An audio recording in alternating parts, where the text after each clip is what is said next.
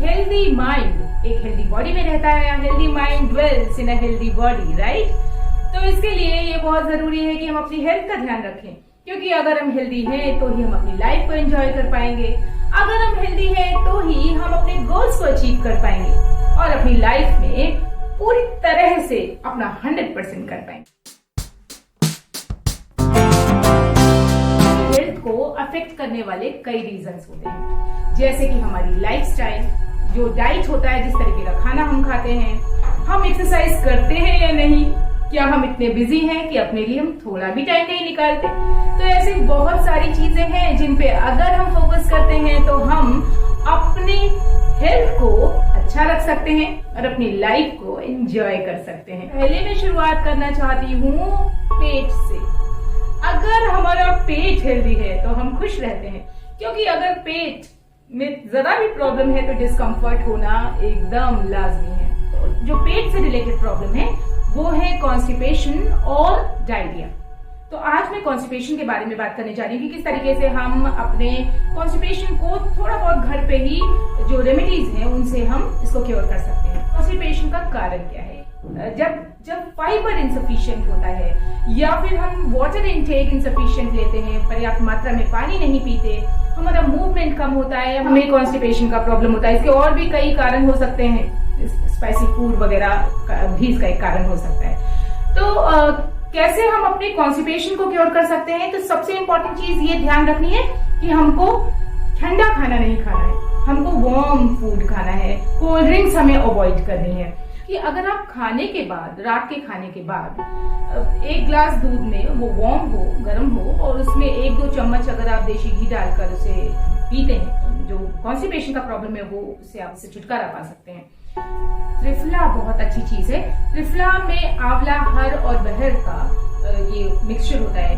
1 cup गर्म पानी में अगर आप 1-1.5 चम्मच त्रिफला का मिला के उसे पीते हैं तो आपका जो कॉन्स्टिपेशन है वो क्योर हो सकता है, आपका पेट अच्छा रहता है, आपका स्टूल अच्छे से पास हो सकता है। लेकिन त्रिफला के बारे में बस ये ध्यान रखना है कि जो प्रेग्नेंट लेडीज हैं उन्हें इसको अवॉइड करना है। बहुत सारे आसन हैं जो कि हमारे कॉन्स्टिपेशन को ठीक कर सकते हैं। तो उसमें जैसे पवन मुक्त आसन हो गया, मारीच आसन, सुप्त मारीच आसन हो गया, या फिर वज्रासन हो गया। वज्रासन के बारे में शायद मैं पहले भी आपको बता चुकी हूँ कि ये एक ऐसा आसन है जिसको आप खाना खाने के तुरंत बाद कर सकते हैं, क्योंकि ये खाना डाइजेस्ट करने में हमारी हेल्प करता है। लेकिन बाकी की जो आसन है उसमें हमें ये कोशिश करनी की कम से कम 2-3 घंटे का गैप हो, खाना खाने के तुरंत बाद हमको वो आसन नहीं कर। तीसरी प्रॉब्लम जिसके बारे में मैं बात करने जा रही हूँ वो है एक्ने की।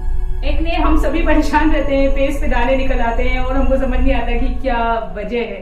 तो कॉन्स्टिपेशन का जो कारण था वो वात इम्बैलेंस, वायु इम्बैलेंस था।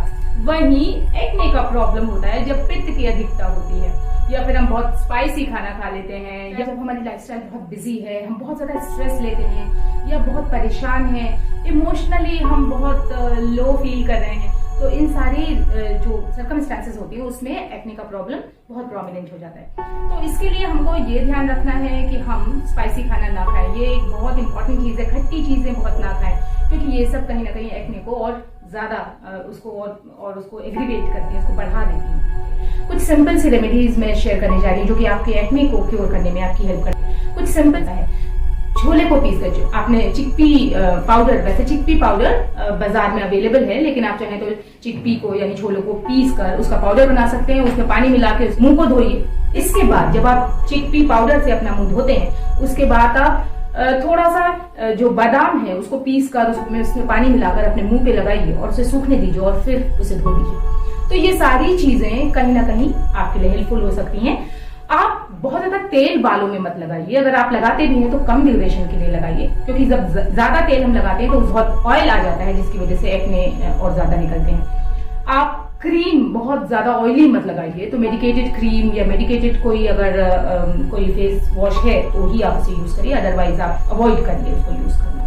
हथेलियों को रब करके ऐसे जब आप इनको रगड़ते हैं तो ये जो वार्म आप फील करते हैं उस वार्म को आप अपने फेस पे लगाइए और उसे महसूस करिए। इससे आपका फेस बहुत रिलैक्स फील करेगा। आप अगर नाक ना बंद हो तो आप अपनी दाहिने अंगूठे से अपनी दाहिनी नॉस्ट्रिल बंद करिए और बाएं नॉस्ट्रिल से ही ब्रीद इन करिए और ब्रीद आउट करिए। ऐसा आप 5 से 10 मिनट कर सकते हैं। इससे भी आपको बहुत अच्छा फील आएगा और एक्ने का प्रॉब्लम है इसको ये काफी हद तक कम कर सकता है, क्योंकि ये बहुत ही सूदिंग इफेक्ट रखता है हमारी स्किन। ये सारी चीजें तो करनी ही पड़ेंगी, क्योंकि अगर हेल्दी रहना है तो भाई कुछ ना कुछ तो करना पड़ेगा। तो आप अपना ध्यान रखिए और अपने लिए टाइम जरूर निकालिए।